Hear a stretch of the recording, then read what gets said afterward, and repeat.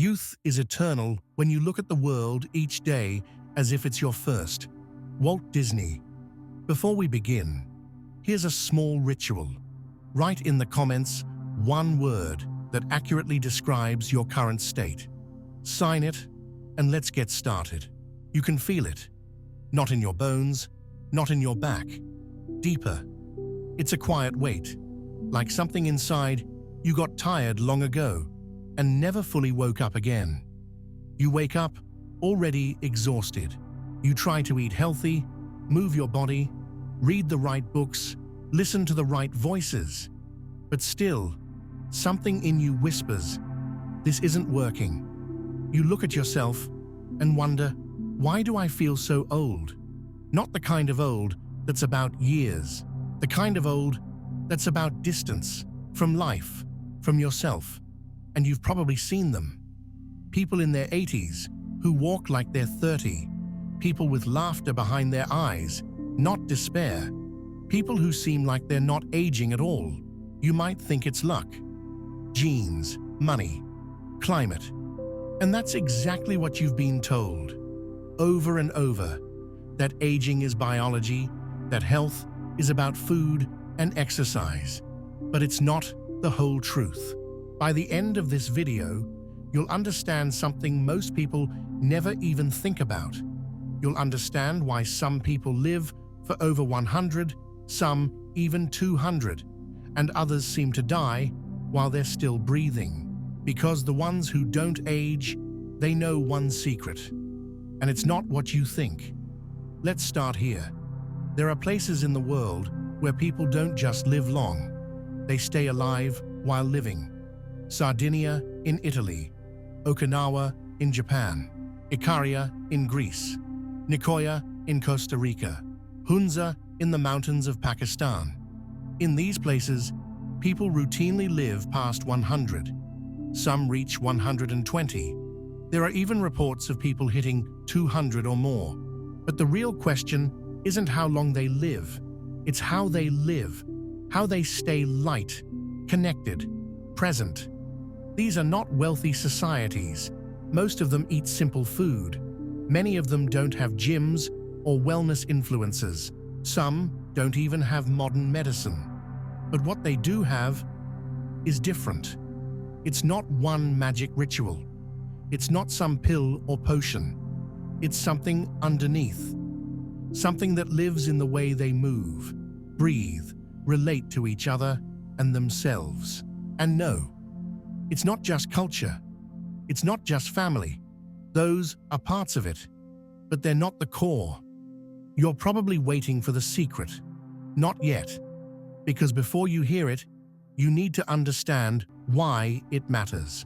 Why you feel old when you're not. Why your body is carrying a weight that no scan or blood test can detect. It's not your fault. You were born into a speed that was never meant for the human soul. You were trained to chase, perform, compare, suppress, to be useful, impressive, controlled. And in that process, something in you aged fast. You started to disappear from yourself. And that, not the food, not the weather, not your DNA, is what's making you old. That invisible split between your life and your living. That quiet grief no one talks about. The smile you wear while something inside you is begging to rest. Now you might think, what do these long-living cultures have that I don't? We'll get to that. But first, you need to see the illusions. Because the truth is, most of what you've been told about health, longevity, and vitality is a lie. You've been told that staying young is about diet, cardio, hydration, and good sleep. You've been told to track your steps, watch your glucose, avoid carbs, take supplements, optimize everything. But no one told you this. You can do all that and still feel half dead. You can run 5 miles every morning and still carry a weight in your chest. You can meditate, journal, fast, breathe, stretch, and still feel like something essential is slipping through your fingers. Because the systems we're sold, they don't touch the root. They target the surface. They manage symptoms. They don't ask why your body is shutting down even when your lifestyle is healthy. They don't ask why your eyes are dim even when your blood work is perfect. And here's something most psychologists won't say out loud. Your body ages to protect you from a life you secretly hate. Chronic tension, emotional isolation, and spiritual emptiness, these are not soft problems. These are accelerators of aging. You don't need more smoothies. You need to come back to something you left behind. Something deep, something alive. Because that's the real difference between you and the ones who don't age. They never left themselves. They live inside their days. They move slowly, not because they're weak, but because they're present. They eat with joy, not fear. They connect without proving. And most of all, they don't run from their own silence. This might sound strange, even uncomfortable, but it's the beginning of the real work. You don't age just because cells break down. You age because something inside you stops wanting to live. And unless you turn toward that, no biohack will save you. Not in the long run, not where it matters. There's a reason why people in Sardinia, Okinawa, or Ikaria don't just live long. They stay soft, open, unhurried.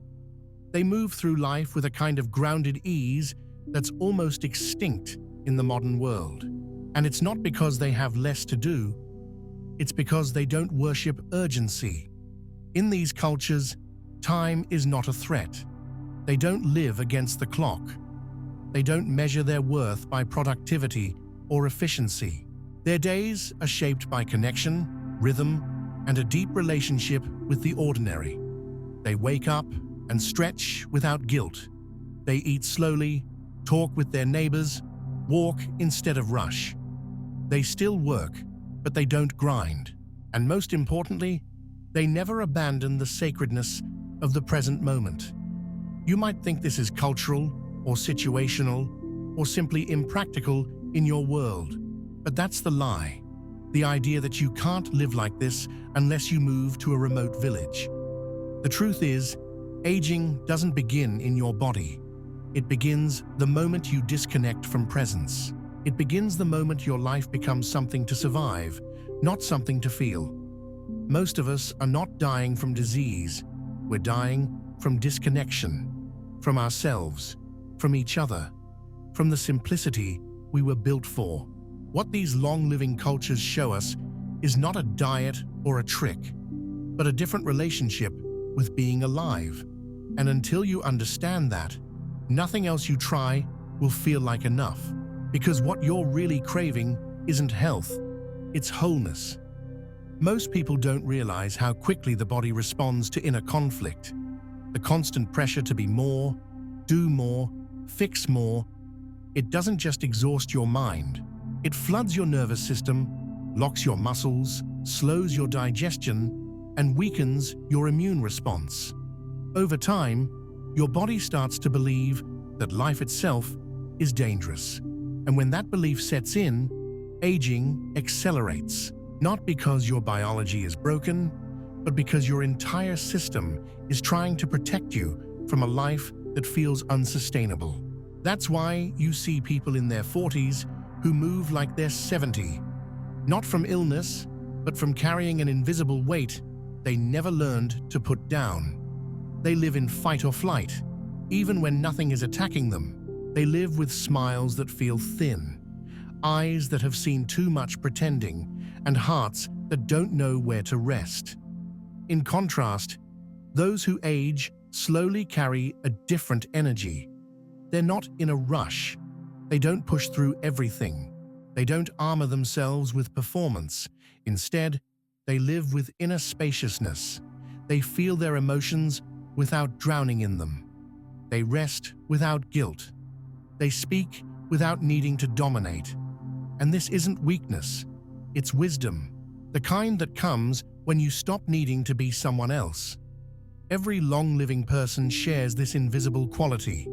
It's not in their routines, it's in their relationship with life. They don't fight time, they befriend it. And in doing so, time treats them differently, slower, softer, gentler. Not because they forced it, but because they remembered how to be. You've probably met people who seem decades older than they are, not because of how they look, but because of how they carry themselves.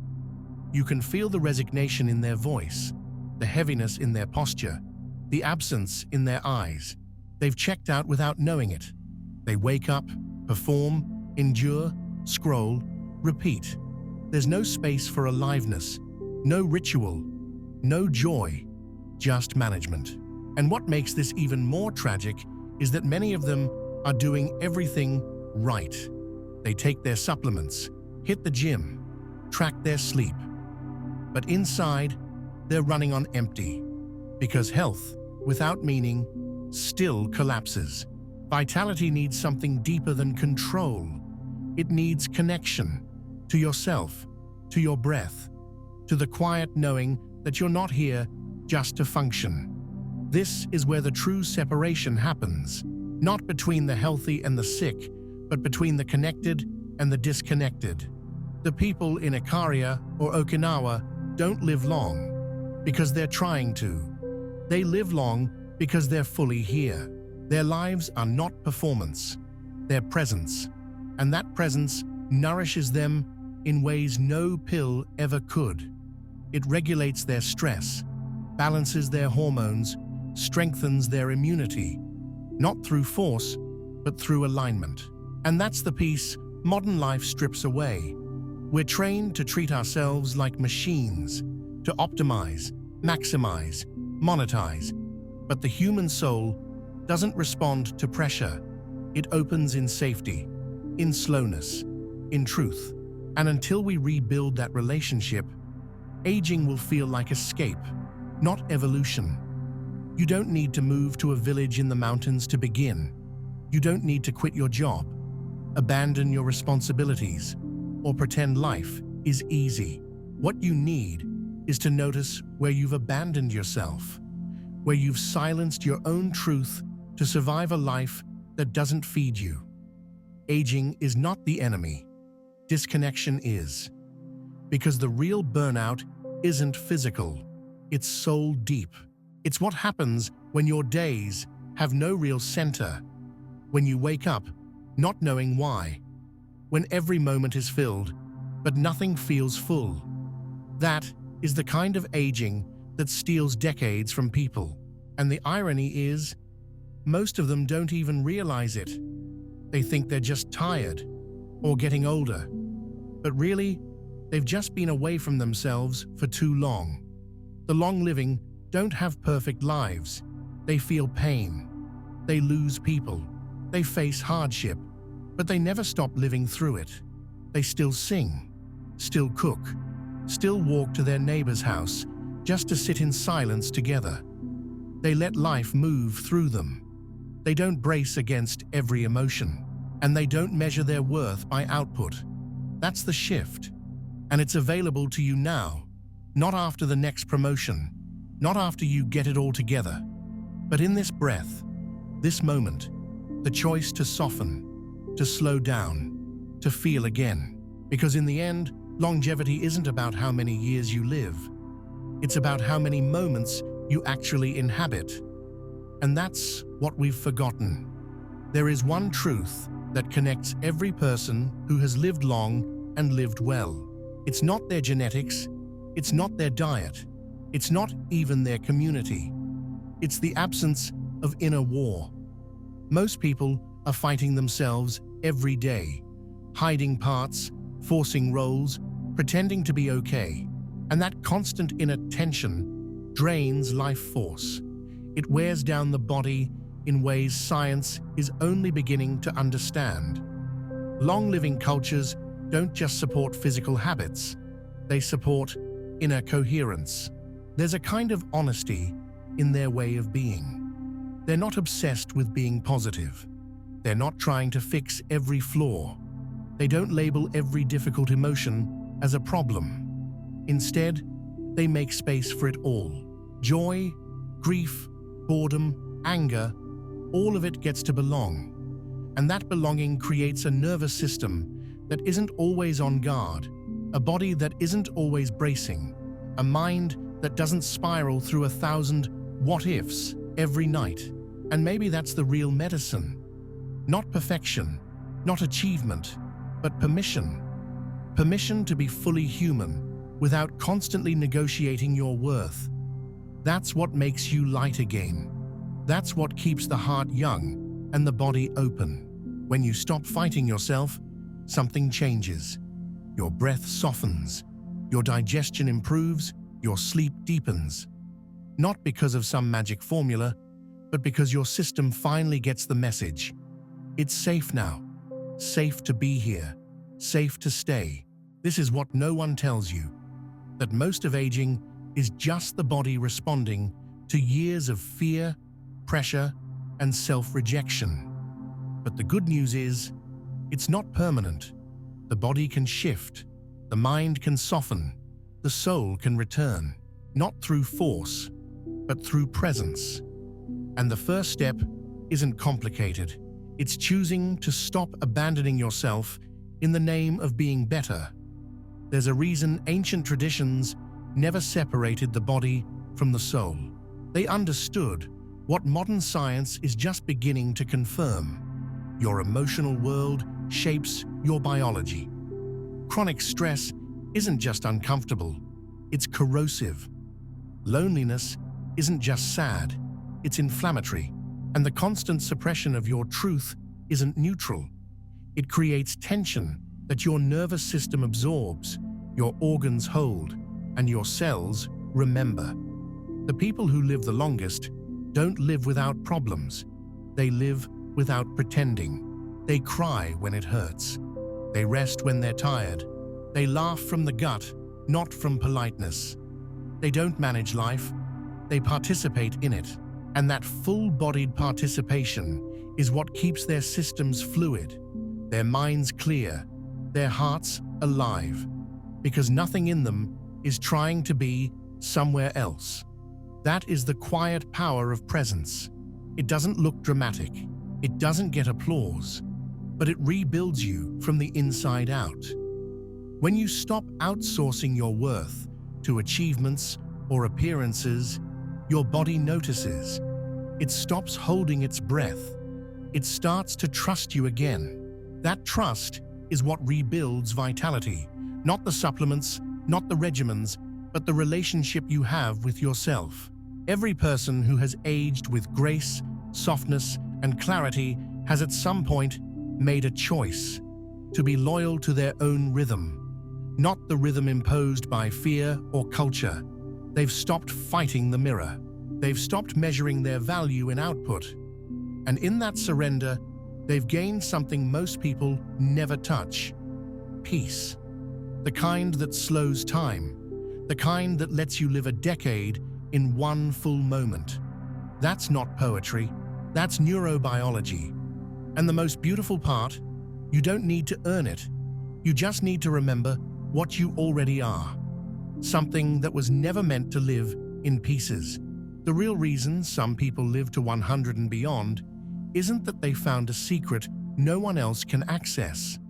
It's that they never forgot the one thing everyone else keeps running from: how to simply be.